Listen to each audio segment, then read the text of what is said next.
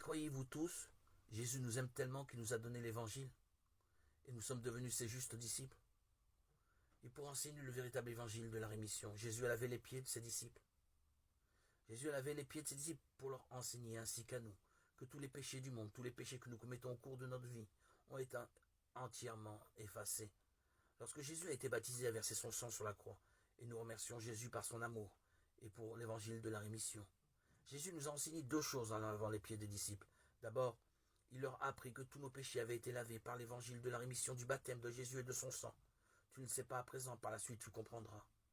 Ceci pour leur faire comprendre que de la même façon que Jésus s'était abaissé lui-même pour sauver les pécheurs, pour les rendre justes, nous, les nés de nouveau, devions servir les autres en prêchant l'évangile de la rémission.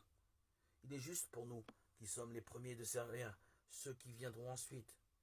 Les raisons pour lesquelles Jésus a lavé les pieds des disciples au jour de la fête de Pâques sont claires, et elles existent toujours. Un disciple ne peut jamais surpasser son maître. Nous prêchons donc l'évangile au monde et le servons comme si nous servions Jésus. Nous qui avons été sauvés les premiers, servons ceux qui viendront après nous. Pour nous l'enseigner, Jésus a lavé les pieds des disciples. Ainsi, en lavant les pieds de Pierre, il nous a prouvé qu'il était le sauveur parfait, afin que nous ne soyons jamais trompés par le diable. Vous pouvez tous être sauvés en croyant l'évangile de la rémission de l'eau et de l'esprit.